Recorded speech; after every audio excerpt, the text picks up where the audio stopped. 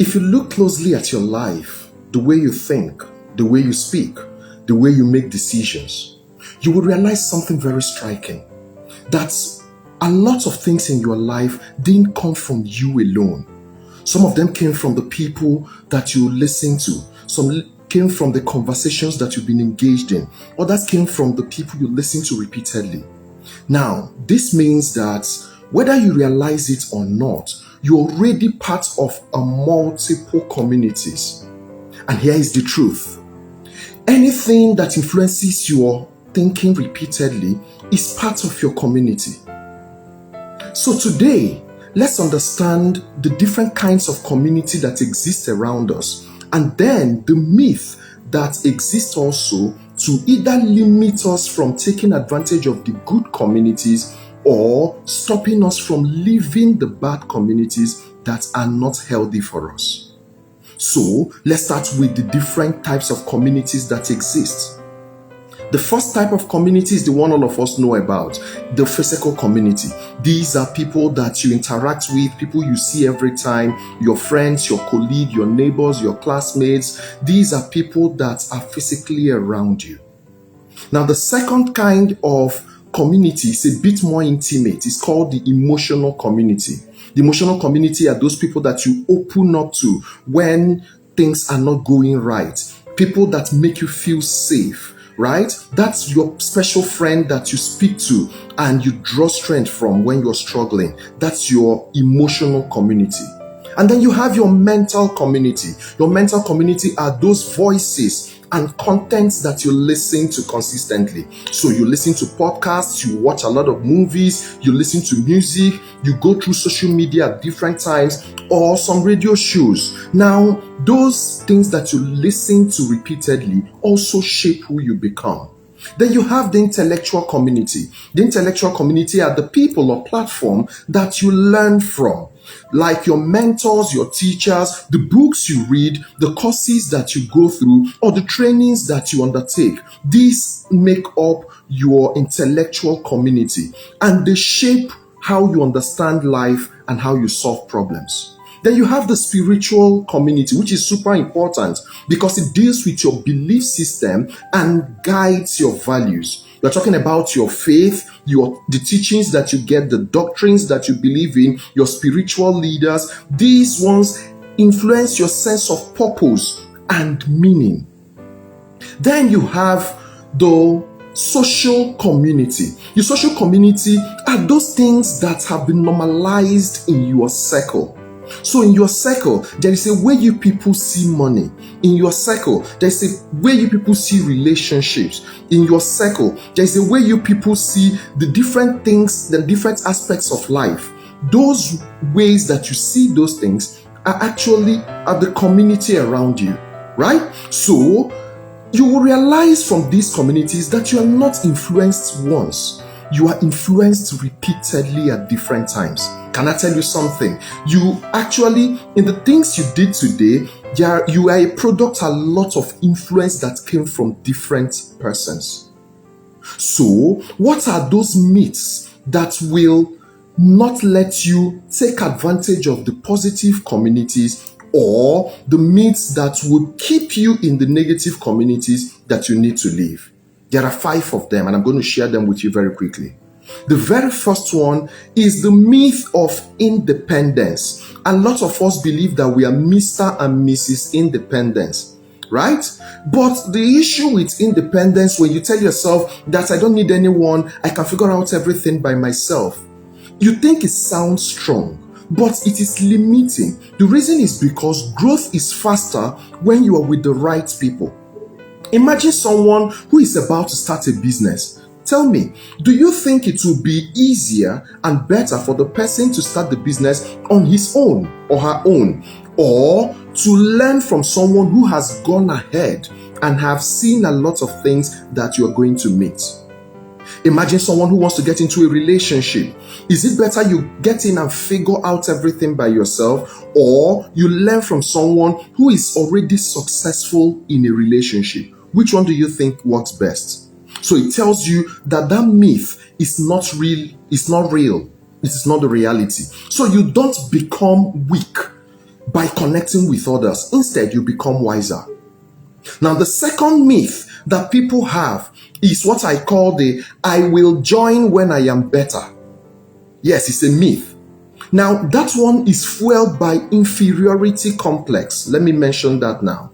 It's fueled by inferiority complex. So you see people that tell you, let me fix myself first before I become part of a better circle. But the reality is that you don't grow before communities, you grow within a community.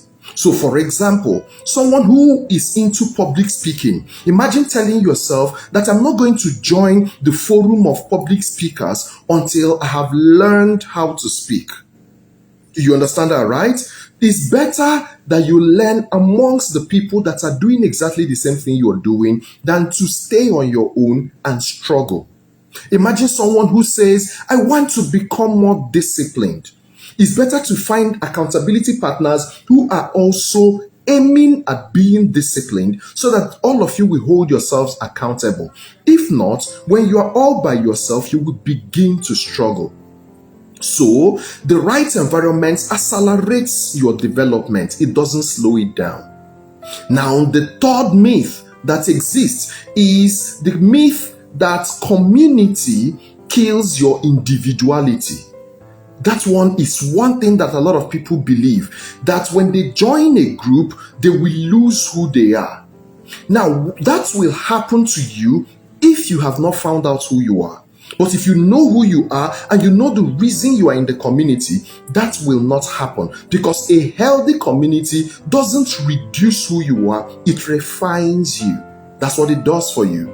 So imagine that you are a thinker and you are among thinkers, right? That wouldn't make you to lose who you are. No, it will not. And it will not make you lose your uniqueness. Instead, what it's going to do for you is that it's going to sharpen your ability to think. Imagine that you are someone that is growth-minded, that you want to grow. Being part of a community that does the same thing will not silence you. No, instead it will challenge you to do better and to become better. So real community doesn't erase who you are. It doesn't erase your voice. Instead, it strengthens who you are. So the fourth myth that people have is the convenience myth. They believe that when they get into the right community or the right environment, everything should be easy peasy without any form of stress, and everything should be comfortable. But in reality, real community sometimes will be inconveniencing. Yes, they are. For example, imagine that you belong to a community and you're supposed to show up for a meeting when you are super tired. That's inconveniencing, but that is what it takes to be part of a community. Imagine you adjusting your schedule to be able to accommodate what your community has. Imagine you listening and sitting down listening when you know what you say and what you're supposed to be saying, and you are eager to talk. But because you belong to a community, you hold your peace and hold your guns. Now, what those inconveniencing moments does for you is that it builds your character. It helps you become a better person. It makes you become resilient. So, if you realize it, growth will always happen with friction. Yes, growth happens with friction. So when you're going through some certain friction, remember that it is making you grow. So you need to remove that mindset that when you belong to a community, then everything becomes easy. No, it doesn't happen that way. And some of us also, because we want everything easy, we refuse to join communities that will help us grow. Imagine joining a community that is supposed to help you to wake up early and to jog in the morning. That's very inconveniencing, because when your alarm rings and your friend or your accountability partner calls you and says, hey, it's time to go, let's go jogging. It's so tiring, it's so inconveniencing, because the person might not know what you went through the previous night. Do you understand that? Great. Now, the fifth myth that people have about community is the passive myth. Now, this one is very subtle. The reason is because people say, okay, now I belong. Okay, you said I should belong to communities. Okay, now I'm in a community. But in that community, they are passive. When you become passive, what you're telling yourself is that belonging to the community automatically makes me grow. But that doesn't happen. That's not how it is. In community, for you to draw the virtue that the community has, you must have to engage. That is very necessary. For example, a lot of us are in different WhatsApp groups today that we believe are communities that should help us grow, but we never contribute anything to it. Things are posted, you don't say anything. How do you then want the community to grow you? You are attending a session and you are not applying the things you're learning. You're listening to teachings and you're not practicing anything that you're learning from it. So how would that community make you grow? All you're practicing is presence without participation. And presence without participation doesn't add anything to your life. So, community is not a place for you to come in and stay. Community is a system that you engage with. So, let's put all of it together. A community is not just where you go to or where you are located. No, a community is also the things that you are exposed to repeatedly. Whether you are choosing them or not, let me tell you the truth. It is shaping you, shaping how you think, shaping what you believe, shaping what you accept, and shaping who you will become ultimately.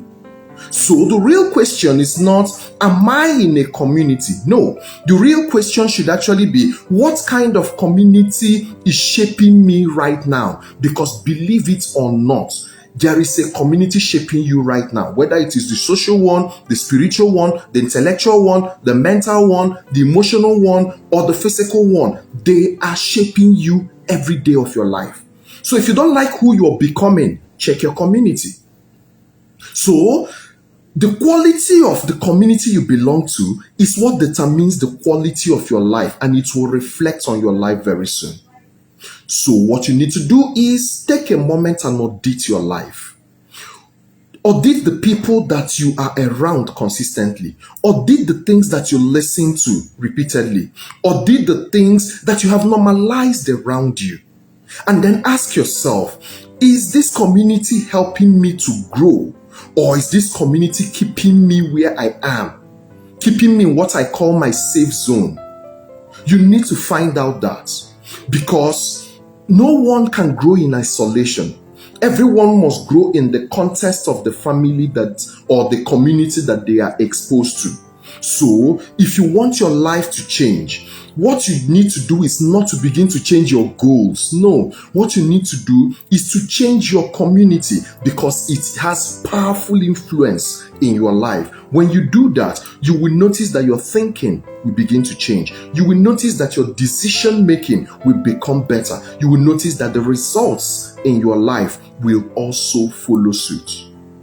This has been Ace with Okwi, the Wealth Maestro. Ensure you follow me on all social media platforms at OQW Maestro. Let's continue to engage. Leave a comment for me. Let me see what you think about this particular topic that we handled today. Because remember, all we're trying to do is to achieve clear success. Good night. God bless you.